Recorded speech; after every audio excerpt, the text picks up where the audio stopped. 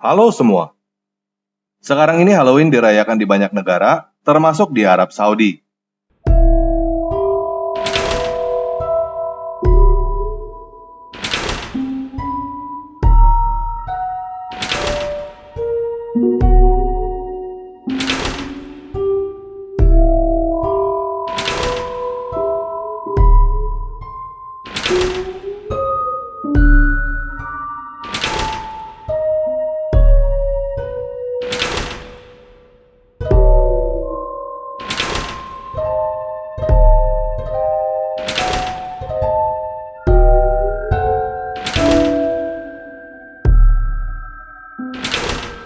Dan pada tanggal 30 Oktober 2022 kemarin, terjadi tragedi perayaan Halloween di Itaewon, Korea Selatan yang menewaskan lebih dari 150 orang.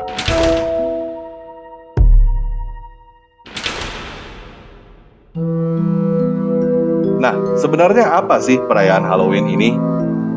Untuk menjawab pertanyaan ini, pada video ini kita akan membahas tentang makna dan asal-usul perayaan Halloween. Oke, kita mulai aja ya.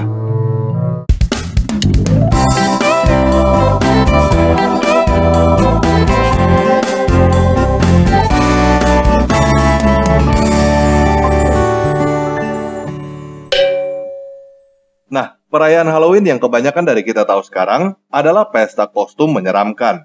Mirip-mirip seperti ajang cosplay, ajang bermain kostum tokoh-tokoh komik. Tetapi, pada zaman dulu, perayaan Halloween bukan diadakan seperti itu. Ada dua teori yang menjelaskan asal-usul Halloween. Teori pertama adalah berasal dari budaya festival panen Celtic kuno di Irlandia dan Skotlandia yang disebut Festival Samhain. Perayaan ini diadakan pada tanggal 1 November dan sudah dimulai sejak malam tanggal 31 Oktober. Menurut teori ini, perayaan Samhain diadakan pada tanggal itu karena hari itu adalah titik tengah antara equinox musim gugur dan titik balik matahari musim dingin. Equinox musim gugur artinya ketika matahari berada di lintang khatulistiwa, sekitar tanggal 23 September. Sedangkan titik balik matahari musim dingin adalah ketika matahari berada di lintang paling selatan, sekitar tanggal 21 Desember. Jadi, bisa dikatakan tanggal 1 November adalah titik peralihan dari musim gugur ke musim dingin di daerah utara. Perayaan Samhain ini pertama kali disebut di dalam literatur Irlandia pada abad ke-9. Teori yang kedua adalah Halloween berasal dari budaya Kristen Barat yang disebut All Hallows Eve. Hallow berhubungan dengan kata holy, artinya adalah orang suci. Jadi, All Hallows Eve artinya adalah malam semua orang suci. Sejak zaman dahulu, orang-orang Kristen sudah memperingati orang-orang suci yang mati martir. Mati martir artinya adalah mati dibunuh karena mempertahankan iman atau memberikan kesaksian tentang Yesus Kristus. Perayaan untuk memperingati orang-orang suci ini awalnya diadakan pada tanggal 13 Mei di gereja Edessa, pada hari Minggu setelah Pentakosta di gereja Antioquia, dan pada hari Jumat setelah Paskah di gereja Syria. Sekitar tahun 610, Paus Bonifacius keempat menetapkan tanggal 13 Mei sebagai hari peringatan Bunda Maria dan para martir. Kemudian, antara tahun 731 sampai 741, Paus Gregorius ketiga mendedikasikan sebuah ruangan oratorium di Basilika Santo Petrus Lama untuk relik para rasul, semua orang suci dan martir pada tanggal 1 November. Ada yang mengatakan bahwa ini adalah pertama kalinya tanggal 1 November menjadi hari peringatan semua orang suci.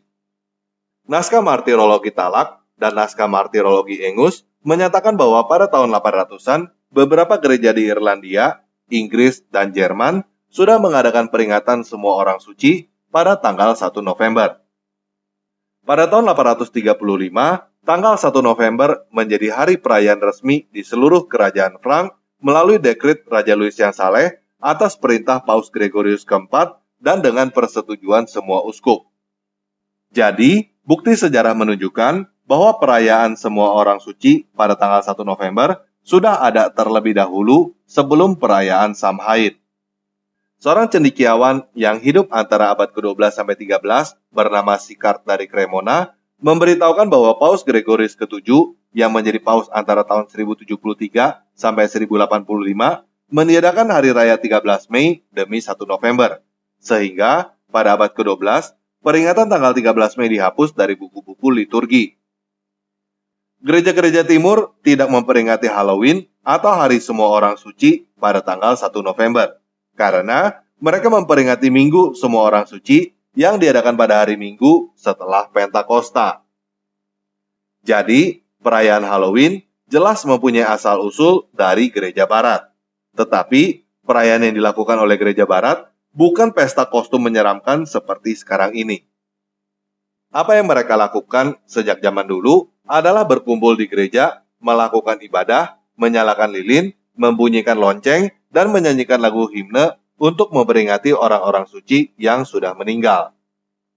Peringatan untuk mengenang orang-orang yang sudah meninggal seperti ini sebenarnya juga dilakukan oleh agama-agama dan kebudayaan-kebudayaan lain. Salah satu hari raya yang diperingati di Indonesia yang secara makna mirip dengan Hari Semua Orang Suci adalah Hari Pahlawan 10 November. Jadi, pertanyaannya, kenapa hari peringatan semua orang suci yang seharusnya kusuk menjadi peringatan Halloween yang menyeramkan? Pertama, kita buang dulu bias yang berpikir bahwa semua orang barat pasti Kristen. Karena tidak semua orang barat adalah orang Kristen sejak zaman dahulu kala. Ketika 1 November dinyatakan sebagai hari libur bagi orang Kristen di suatu negara, apa yang dilakukan oleh orang-orang yang bukan Kristen di negara itu? Ikut libur juga. Seperti Lebaran di Indonesia, orang-orang yang bukan Muslim juga ikutan liburan. Nah, apa yang dilakukan oleh orang-orang bukan Kristen di hari libur peringatan orang suci Kristen? Mereka tidak ikut memperingati orang-orang sucinya orang Kristen. Jadi, mereka memperingati orang-orang yang sudah meninggal. Oleh karena itu, sekarang ini Halloween sudah bukan lagi hari peringatan khusus untuk Kristen, tetapi sudah menjadi hari peringatan orang-orang yang sudah meninggal untuk umum. Kita bisa melihat buktinya, orang-orang Jepang dan Arab yang jelas populasi orang Kristennya sedikit ikut merayakan Halloween. Saya tidak tahu apa yang ada di dalam benak orang-orang Arab yang ikut merayakan Halloween itu. Menurut mereka, Halloween itu apaan? Apa makna Halloween bagi mereka? Yang pasti, bukan memperingati orang-orang suci Kristen karena mereka bukan orang Kristen. Begitu pula orang-orang non-Kristen lainnya yang ikut merayakan Halloween. Mungkin mereka akan memberikan makna lain bagi Halloween, sehingga ada cerita bahwa Halloween adalah hari di mana arwah orang mati boleh datang ke dunia orang hidup. Padahal, itu sama sekali bukan doktrin Kristen, dan bahkan bertentangan dengan doktrin Kristen. Doktrin Kristen mengajarkan bahwa arwah orang mati tidak bisa datang ke dunia orang hidup. Jadi, dari sini kita bisa melihat bahwa sebenarnya budaya-budaya non-Kristen masuk ke dalam hari peringatan semua orang suci dan menjadi Halloween. Budaya trick or treat, anak-anak menggunakan kostum dari rumah ke rumah, meminta pemilik rumah untuk memberikan sesuatu, tercatat oleh Athenaius dari Naucratis di dalam buku Deinosophis telah ada ratusan tahun sebelum Masehi di Yunani. Tetapi, tidak dilakukan pada malam sebelum 1 November dan tidak ada hubungannya dengan peringatan orang mati. Budaya trick or treat menjadi populer di Amerika setelah banyaknya imigran dari Irlandia dan Skotlandia pada abad ke-19. Parade Kampung Halloween pertama kali diadakan di New York pada tahun 1974 karena inisiatif seorang seniman dan pembuat topeng yang bernama Ralph Lee.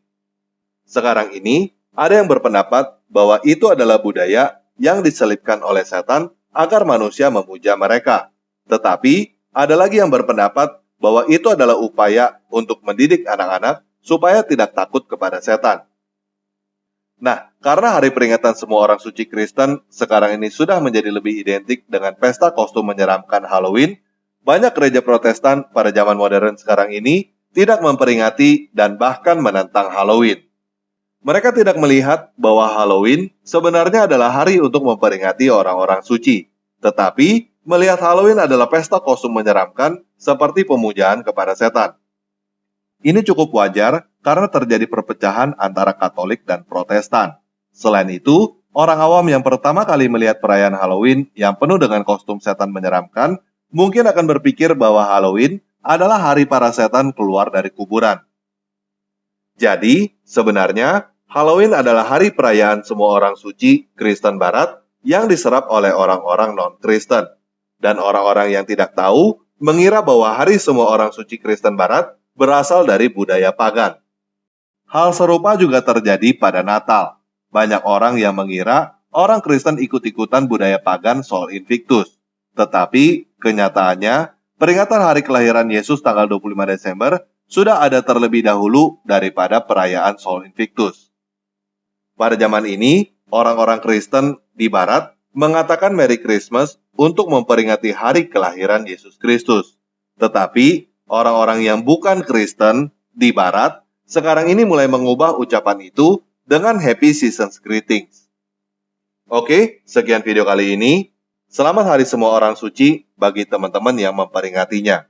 Yesus Kristus penguasa saya mengasihi kita.